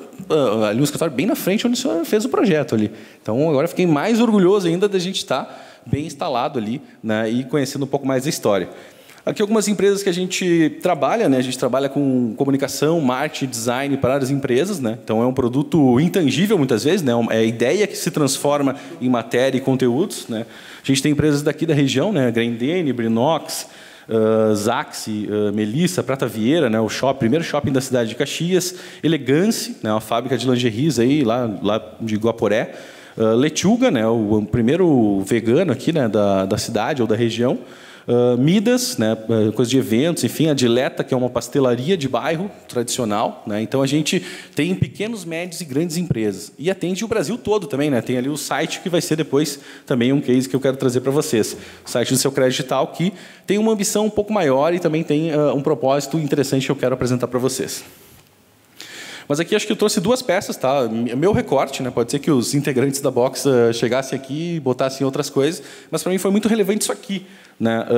A gente participou no Lollapalooza, dá para dizer isso, né? Apesar de não ter ido no evento, eu estava louco para ir no evento, né? É um evento de, enfim, de música, né? Alternativa, com diversos estilos, onde agorizados, jovens vão, né? E a gente fez ali o Lambi Lambi, né? Aquela parede lá que fica, enfim, de ambiente inspiracional para o momento do evento, as pessoas interagirem e tal. E choveu, foi um caos esse evento, né? O evento tem que ser caos, né? Senão não tem história para contar, né? E aí, de certa forma, eles se abrigaram lá e foi sucesso. Foi legal. E para mim, esse pequeno recorte, né? A Zaxi é a prima, a gente fala assim, né, nas internas, a prima pobre, de repente, da Melissa, né? Que é uma marca muito interessante, é uma marca que a gente tem um carinho muito grande, tá?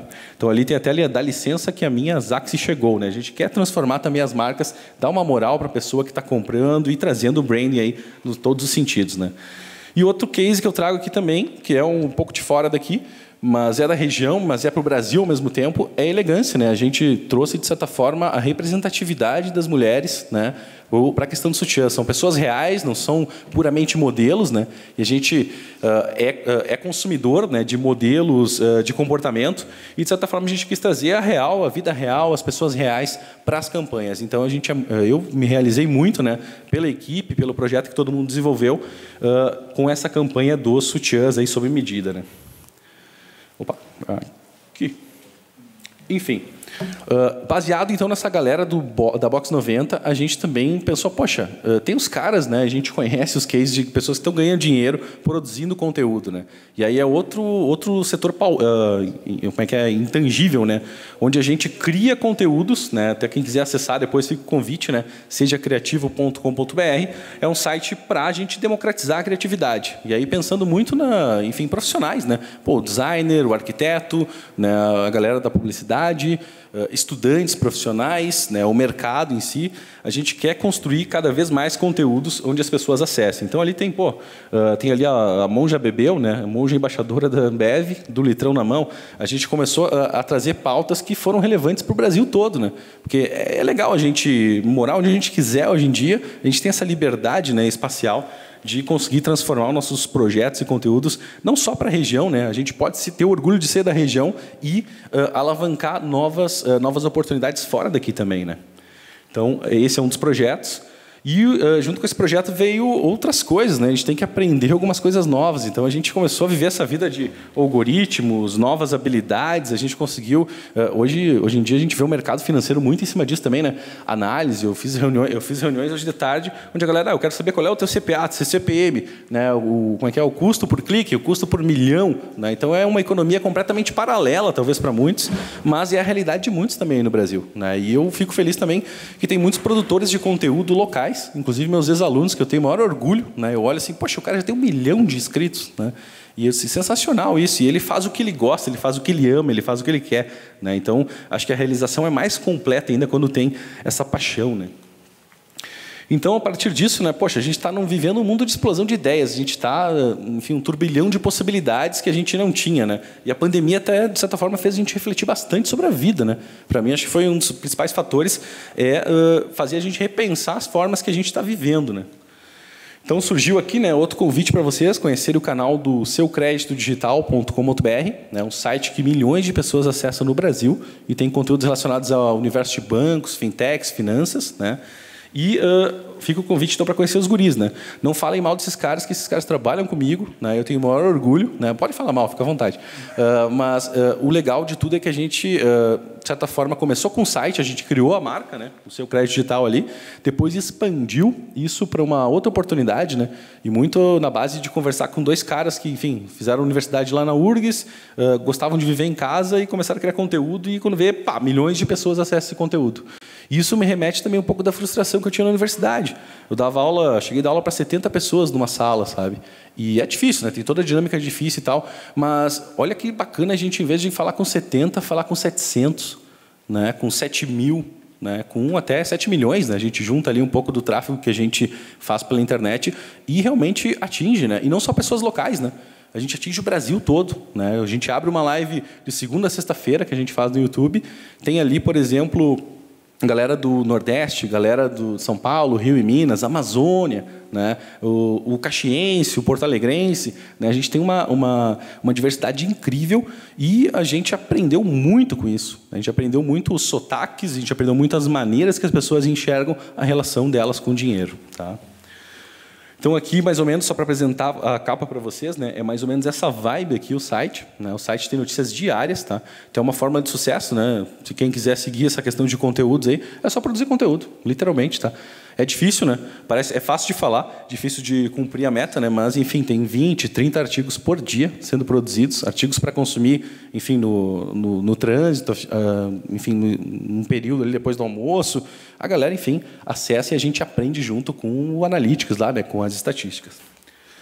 E aqui o que a gente aprendeu bastante também de know-how é como que a gente chama a atenção do povo, né? E aí já é muito mais técnico, né? A gente está no ambiente do YouTube aqui, olhando um negócio chamado Thumb, que é são as capinhas, né? Ali embaixo ali eu comecei o canal antes, né? Eu disse, vamos criar um canal no YouTube para melhorar essa relação, de repente, de, poxa, é muito frio, a gente só tem o site, a notícia ali, vamos dar a cara do negócio. Aí a gurizada falou, sensacional, beleza. Então, quando que a gente começa a gravar? Não, vai tu na frente. Eu disse, peraí, cara, mas eu precisava dos colegas aqui, né, para trazer esse know-how, trocar essas experiências todas. Não, vai lá, segue. Então, comecei os primeiros vídeos ali, né, já tem 330 mil visualizações ali, né, empréstimo da Caixa, enfim. A gente toca em pontos sensíveis da galera, né, no Brasil todo, que querem crédito, que querem entender como é que tem uma relação melhor com o dinheiro. Então, a gente, de certa forma, ao longo do caminho, ao longo da jornada, né, de aprendizado, de criação aí do canal do YouTube, a gente aprendeu também muita coisa. Tá? E o principal de tudo, acho que foi o propósito. A gente criou um propósito que, de certa forma, virou uma casca para a gente, né, e virou um balizador para a gente crescer em conteúdos. Tá? Então, as capinhas, para nós, são tão importantes quanto o título, né, para chamar as pessoas a interagirem, para se sentir à vontade. E lá dentro, daí, a gente cria todo um ambiente favorável para isso. Então, o nosso propósito é esse, né? Ajudar o povo brasileiro a ter uma jornada financeira melhor. E isso se dá de 3 formas, né? Muita informação, muito conteúdo, né? E troca de experiências, porque a gente quer ouvir também o que as pessoas têm para falar. Né? E acho que esse é um ponto também que a internet parece tão impessoal, né? A galera está assistindo no YouTube agora, mas seria legal ter alguém lá interagindo, mandando uma pergunta, a gente respondendo, a pessoa te chamando pelo nome, né? É muito legal. E a gente criou essa questão até de personalizar a comunicação. Né? Me chama de Misa, não me chama de Misael. Né? Pega o Kessler lá também, chama ele de Kessler. E as pessoas literalmente vêm falar, vêm desabafar. Parece uma coisa meio campo dos sonhos, né? Tipo, constrói que eles virão, e eles vieram, sabe? E a gente aprendeu, a gente se apavorou, e os caras, inclusive, pagam para a gente para mostrar o comentário deles. Né? Então, uma economia completamente, de repente, nova para muitos, né? Mas para nós também é. Né? A gente também está aprendendo, andando com isso aí. E uma coisa que me chamou muita atenção em 2020 foi isso, né? O Bolsa Família, né? Quantos grupos de Bolsa Família existiram no Brasil para tentar justamente se apoiar. Isso aqui é uma comunidade no Facebook. Ali tem, por exemplo, um grupo de 300 e poucas mil pessoas. E o mais legal dessa imersão, desse trabalho que a gente faz no Seu Crédito Digital, é que eu me lembro uma vez que eu entrei num desses grupos do Bolsa Família para entender, como uma antropologia do consumo, né? Entender como é que é a realidade das pessoas. Uma das coisas que me emocionou muito foi uma mãe de família do Rio de Janeiro, periferia, mostrando para os demais pessoas assim nessa comunidade de mães, de pais e famílias, né, que ela tinha na noite, graças ao auxílio emergencial, ela tinha uma mesa com estrogonofe, arroz, né, e uma bebida para as crianças, né. Então, olha que nível a gente consegue se conectar com a causa dos outros. Eu me arrepiei, eu chorei, né? Confesso que chorei na hora, assim, poxa, olha a responsa que a gente tem aqui, né, de falar com pessoas que estão passando dificuldade. A gente vê a revolta do povo também falando, poxa, meu vizinho está só fazendo churrasco com esse auxílio emergencial, ou tá fazendo puxadinho, enfim, mas é o povo brasileiro, né, e sem julgamentos, mas tem esses pequenos capítulos, esses pequenos recortes que realmente fazem valer muito a pena o que a gente faz, fazem valer muito a pena esse esforço que a gente tem todo dia, de segunda a sexta-feira, de abrir uma live. E aqui, então, né, tem mais ou menos a dinâmica, né? A gente quer ser o interlocutor, a gente traz os caras dos bancos, a gente conheceu as instituições financeiras, né? Ali é um cara do Banco Inter, né, um banco digital, que não tem sede, né? Tem uma sede administrativa, mas o banco está aqui, né, no aplicativo, direto, né? Então, as pessoas fazem todas as transações por ali. É mais barato, né? É 0 unidade, é 0 tarifa para tudo, né? Tem um super app, a gente, enfim, foi convidado para eventos e é convidado constantemente para São Paulo, Rio e Minas, né, para conhecer esses novos produtos. E o bacana é isso, né? Manda um superchat lá, né? R$2, né? A gente já está com superchats também cada vez mais incrementados. E é uma nova economia também, né? As pessoas estão em casa e o bacana é no meio da pandemia também falar, eu cansei de ver novela e telejornal, eu estou com vocês, sabe? Eu vou colar aqui, eu vou chamar meus amigos, né? E a gente cria essa corrente realmente de diálogo, né? De conexão com as pessoas, né? Então ali o papo, né? Superlimites, pagamentos de boleto pelo cartão de crédito, enfim, são as novidades que o banco ia trazer nesse momento. Outra coisa interessante, né, de aprendizado que a gente tem, que a gente começou a criar rituais, né? Ritual de abrir a live, dar boa noite para todo mundo, literalmente, né? Boa noite, né, senhor Sal, boa noite, Beltrana, né? De que cidade vocês são? Opa, Rio de Janeiro está aqui, São Paulo está aqui, Recife está aqui, né? Então a gente começou a criar rituais e também esses rituais, né, pessoais ou até as personas que a gente construiu no meio do processo, que é, poxa, como é que está fazendo assim? Não acredito, né? A gente levanta as mãozinhas assim como, enfim, um emoji, né? E a gente acaba celebrando, e ali, no caso, é uma nossa telespectadora, né? No caso, rindo ali da situação, que ele veio um usuário ali dando boa noite com o símbolo do Nubank, que é de uma instituição financeira. Olha o nível, né? O cara apaixonado pelo Nubank, o avatar representa, né, a capa de um banco ali, e a gente, pô, mas como assim, cara? Como é que toma banco? Tu tem que amar tuas finanças, cara, sabe? Então a gente tem um diálogo bem franco, aberto, e sem rabo preso, né, com a instituição financeira, porque a gente quer ter essa liberdade. E aqui, então, um pouco um recorte, né, de algumas experiências que a gente está tendo, né? Tem ali um superchat de R$50 do Pierre, que acabam virando amigos pessoais, tá? São membros que a gente acabou construindo um grupo de membros para trazer eles para dialogar, para aprender junto com eles e oferecer também algumas oportunidades legais para eles. Então ele botou ali, ó, vou gastar meu limite do Nubank, né, que é famoso por dar só R$50 de crédito, né, para o povo do Brasil. O Wagner chegou na área, que é o concorrente, né, do Banco Inter, segue o líder, vou dar aula, depois assisto, abraço e boa live. Realmente os caras voltam e assistem os conteúdos e querem saber sobre essas informações. Ao passo também ali, a galera botou 10 pila ali para parabenizar o Banco Inter, vai lá e fala, né? O Alexandre Rocha ali pega no meu pé muitas vezes na live, né? A gente acaba criando umas amizades, umas inimizades, né? Ele diz que eu sou a Dilma, que eu fico voltando e me perdendo nos discursos, mas é a vida real, né? A gente quer ser pessoas comuns falando com os nossos amigos na internet, né? Então é mais ou menos esse propósito. E ali, em cima ali, né, eu estava um depoimento ali que saiu totalmente espontâneo, né, e é um recorte, né, eu estava procurando um canal de finanças no YouTube para melhorar a minha jornada financeira e eu encontrei Seu Crédito Digital, sabe? Para nós isso pode passar muito desapercebido, mas a gente realmente tenta printar, a gente tenta entender, a gente tenta ler com a galera para todo mundo começar a compreender que, poxa, a gente está junto, esse é o nosso propósito mesmo. No Brasil está se dizendo que tem que ter educação financeira desde a escola e tal, né? Mas até agora não, né? Não rolou, e a gente não está esperando isso. A gente viu essa oportunidade há 5 anos atrás, né, com o site, e está transformando esse ambiente aí de YouTube em um ambiente de compartilhar conhecimento e aprendizagem. Então, como bom professor, né, para ir finalizando, né, tem algumas referências aqui que eu queria trazer, né? Eu esperava os alunos também, né, vindo da universidade aí para. Estão acompanhando. Estou acompanhando, beleza. Então acompanha aí, tá? Tem 3 referências legais aí para vocês sobre esse universo de economia criativa e coisas que inspiram aqui também o prof.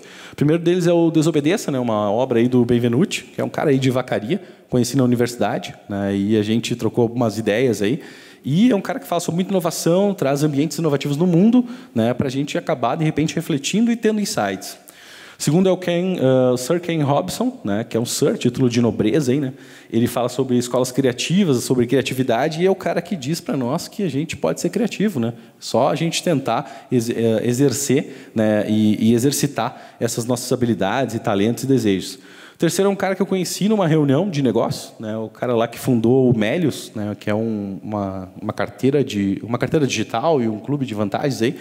E ele botou, acho que é um título que é bem emblemático, né, para quem trabalha na economia criativa, né, empreender a arte de se ferrar, né, não vou falar o palavrão, todos os dias e não desistir. Que é literalmente isso, né? A gente não tem só dias de glória, a gente tem dias de luta, né? A gente perde, a gente ganha, mas, como eu falei antes, né, a gente também aprende, né? A gente nunca perde, a gente sempre aprende, né? E embaixo ele também 3 obras, uma trilogia, que não é o Star Wars, que é o do Austin Kleon, que foi uma dica de uma aluna minha, né? Esse primeiro livro aqui, Roube como um Artista, foi uma aluna minha numa aula de criatividade na graduação que me disse: professor, tu conhece essa obra? Eu disse: não conheço. Né? E eu acho que a maior riqueza não é a gente estar entrando numa universidade ou compartilhando conhecimento, é a gente ter essas experiências também, né? Não aquele negócio que a gente tem meio secular de o professor fala, aluno escuta. Eu tinha um ambiente que eu gostava de construir junto com os alunos, né? A aula era dada pelos alunos, porque, afinal de contas, o cara vai chegar no final do curso e vai ter que apresentar o trabalho de conclusão, né? Que é uma aula invertida. Então, por que a gente já não começa a inverter essa aula muito antes do tempo, né? E é isso, então, e recado final também, trazer um autor, um cara que está falando de economia criativa e de outras áreas há muito tempo, nos anos 80, aí, né, o Alvin Toffler fala uma coisa que é um mantra para muitas empresas hoje, que é aprender, desaprender e reaprender. Né? Isso aqui, quando cada vez mais rápido a gente for no aprendizado, mais a gente vai ter a capacidade de inovar e trazer coisas diferenciadas para o mercado. E isso ele fala que o analfabeto do século XXI é esse cara que não consegue fazer isso, né? Aprender, reaprender e desaprender as coisas, enfim, mesmo sem ordem e tal. E aí me reflete toda a vida, né? Poxa, é exatamente a frase que eu precisava para sair daquele pé na bunda, né? Sair daquela crise e tudo mais. E é isso. E também queria homenagear aqui uma situação, enfim, 2020 foi um ano difícil para todo mundo. Eu perdi minha mãe, né? E não foi por Covid, foi, enfim, infarto, uma fatalidade, né? Mas ela foi uma grande professora para mim. E eu, quando eu morava em Farroupilha, ela me trouxe esse ensinamento. Eu estava com dificuldade de tirar o carro da garagem, né? E aí ela falou: tu tem que dominar o carro e não o contrário. Né? E realmente é isso, né? Acho que para a vida não é só o carro, né? É tudo que acontece ao nosso redor. A gente, por mais variáveis que tenham, a gente não consegue dominar, mas a gente tem a capacidade. A gente tem a capacidade de transformar as coisas, beleza? E é isso aí, então. Quero agradecer a oportunidade, né? Deixar os contatos, os canais abertos aí para... Opa, acho que a Siri falou comigo. Mas agradecer a oportunidade aí de, enfim, trocar um pouco de conhecimento, um pouco de ideias com vocês. Obrigado. Muito obrigado, Misael, pela explanação. Agora, por fim, então, nosso último convidado, e excelentes falas. Agora o professor Sandro Cortesia vai falar sobre startups.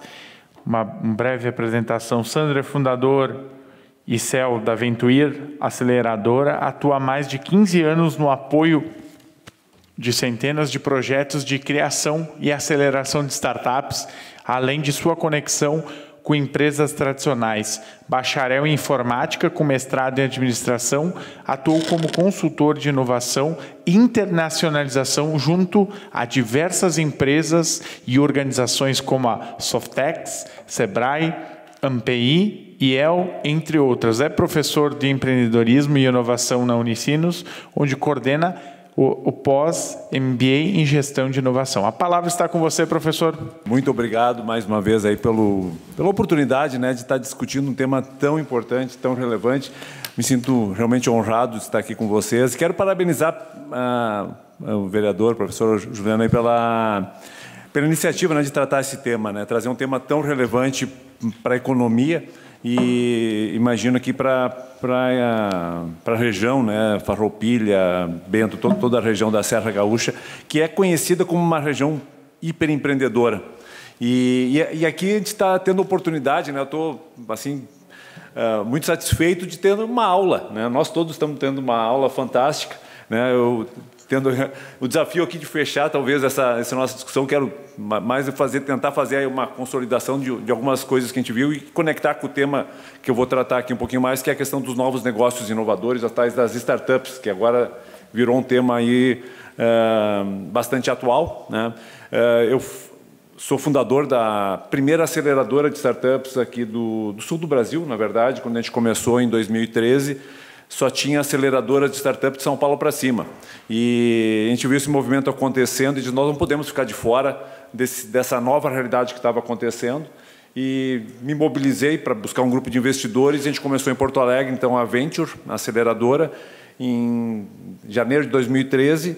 E apanhamos muito, vemos aprendendo muito nesse período todo e, felizmente, agora, nos últimos anos, conseguindo ter um pouco de resultado, um pouco de sucesso, basicamente ajudando empreendedores nessa jornada de criar o novo, criar novos negócios, apoiá-los no desafio de empreender, né? Foi colocado ali pelo colega ali o que é, né, empreender, né?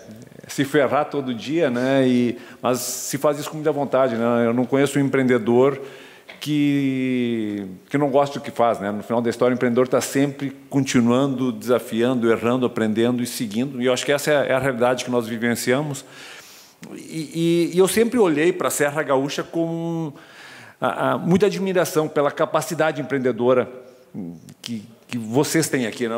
Eu tenho uma origem, parte italiana, parte alemão, então o meu lado italiano sempre olhei com muito orgulho aqui para a Serra Gaúcha, essa capacidade de enfrentar todas as dificuldades, empreender, e empresas de classe mundial que vocês têm aqui, eu sempre quis chegar mais próximo, e isso nos fez, em 2017, a começar um projeto muito bacana aqui, que eu até vou comentar um pouquinho, porque eu acho que é um exemplo que talvez nem todos conheçam e que mostra um pouco do que está sendo feito já nessa área de startups e que a gente tem tentado fomentar e desenvolver. Antes até eu vou falar também que tem um orgulho muito bacana que a primeira startup que a gente teve um caso de sucesso nasceu aqui em Farroupilha, que foi a Devorando. Não sei se algum de vocês conhece, mas o Anderson e o Bruno, como empreendedores lá em 2013 e 2014, a gente estava começando e eles nos procuraram com uma startup que fazia delivery de alimentos. E disse, putz, e não dava muito certo, e eles se juntaram com uma outra startup, e aquela história da colaboração, né? Em vez de olhar o concorrente, eles se juntaram com uma outra startup que estava nascendo em Novo Hamburgo, na mesma época, que se chamava Pediu Mordomo, eles estavam criando a Devorando aqui, juntaram as duas startups.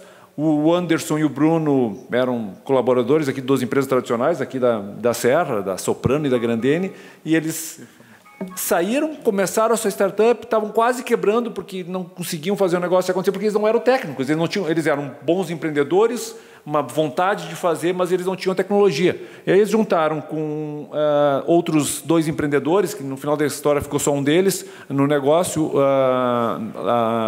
lá de Novo Hamburgo, e seguiram com a Devorando. E a Devorando deu tão certo que, menos de 2 anos depois, eles foram comprados pelo iFood.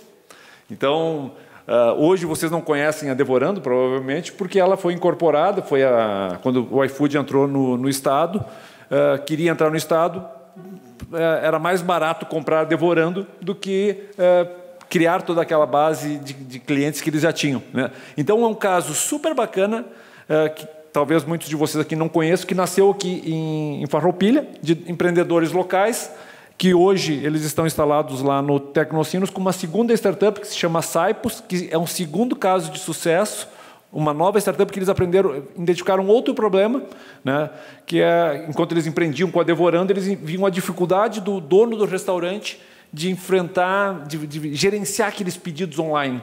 E o pessoal pedia para eles, mas quem sabe cria uma solução aqui para fazer a minha gestão do restaurante. Não, o nosso foco, e essa é uma característica da startup, é ter o foco num problema e resolver bem aquele problema. E eles deixaram aquela ideia de lado, mas quando eles venderam a Devorando, receberam um pouco de dinheiro, né? uma grana legal, diga-se de passagem, e começaram um novo negócio, né? Então não podiam ficar parados, um novo empreendimento, e começaram a criar a Saipos como uma solução de gestão para restaurantes. E hoje eles já estão aí na segunda, terceira rodada de investimento,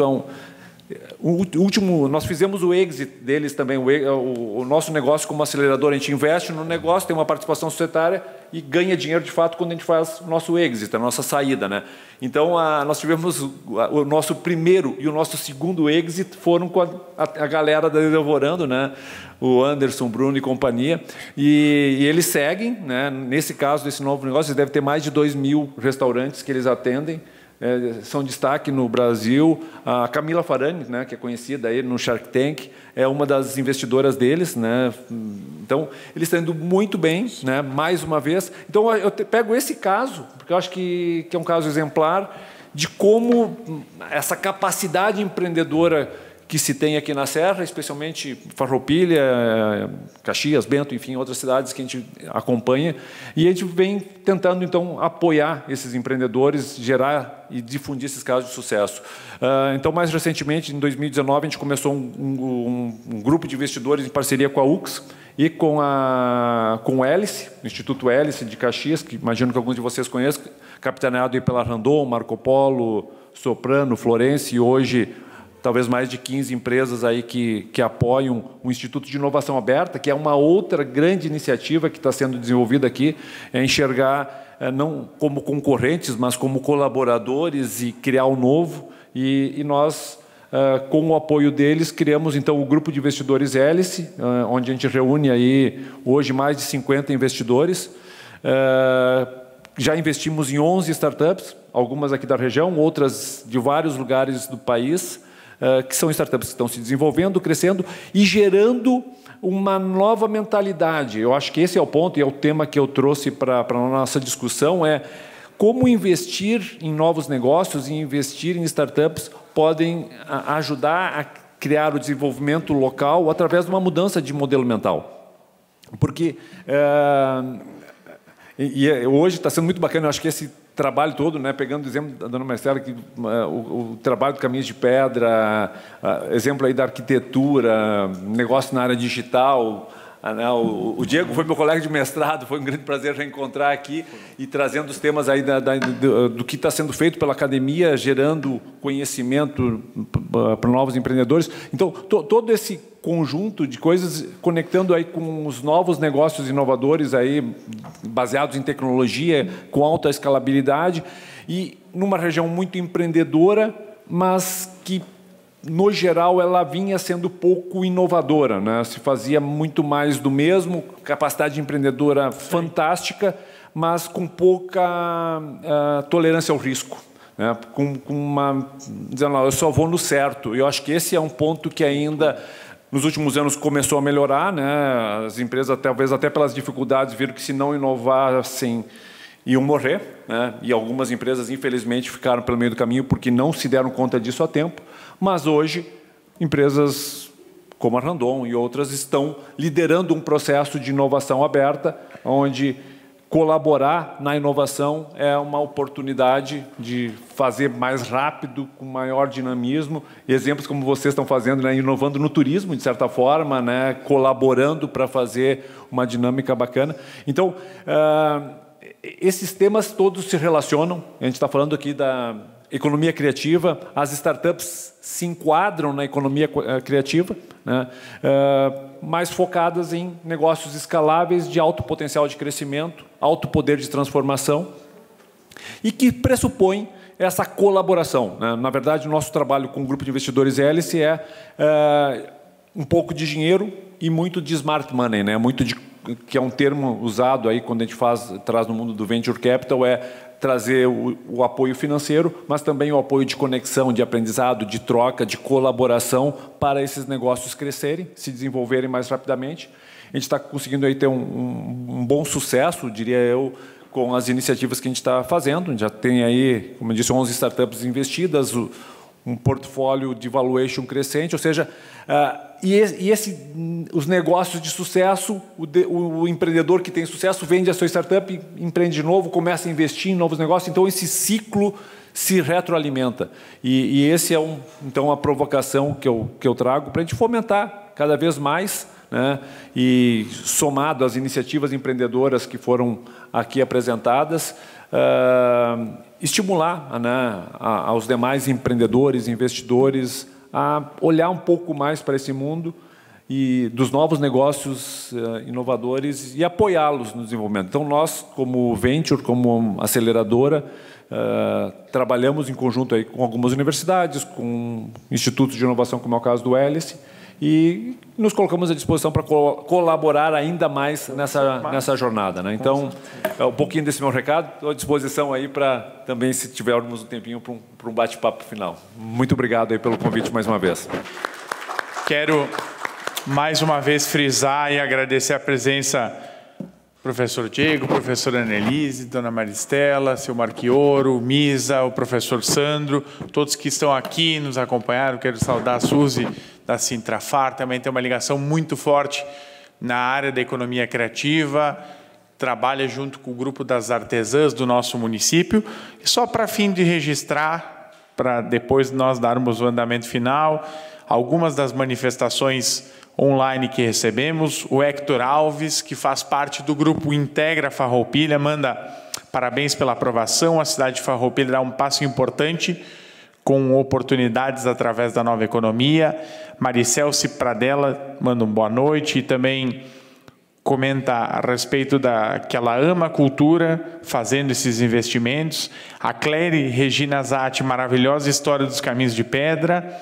E a Marta Galaface, Marchioro, pela tua fala, ainda mais apaixonada pela arquitetura. Também aqui temos a lista dos que estão online, estão nos acompanhando no momento. Oderson Panosso, se eu falar algum nome equivocado, vocês me perdoem. Carolina Vitória Rosanelli, Caléo Brits de Menezes, Franciele de Paulo Carati, Patrícia Mulinari, Tainá Alves do Braga, Juliane de Castilhos Espanholi, Hector Alves, Larissa Feltrin, Marta Cristina Galaface e Vinícius Verona. Então, mais uma vez o agradecimento a todas e a todos. Concluímos este painel no momento. Queremos também desejar uma ótima noite, agradecer todos que ficaram conosco presencial e todos que nos acompanharam de forma online. Com certeza daremos seguimento a essas iniciativas. A proposição do painel foi para abrir o leque, abrir essa caixa, pensar fora da caixa, fazer diferente. E com a aprovação do projeto aqui, um projeto que vai ajudar a desenvolver a nossa cidade, eu quero reiterar meu compromisso e vamos apresentar no decorrer não só desse ano, mas dos outros mais projetos vinculados para dar seguimento, não só para ficar nesse, morreu aqui, passou, não. Tem que dar continuidade, economia todo dia, vamos tentar. E quero convidar também a todos os nossos convidados painelistas aqui para subir, para nós fazermos uma foto aqui para registrar. Quero convidar também meu colega vereador Amarante, que ficou aqui, para fazermos um registro fotográfico e agradecer mais uma vez a presença de todos. Uma boa noite, parabéns a todos. O primeiro evento dessa legislatura do Legislativo em Ação encerrado. Muito obrigado.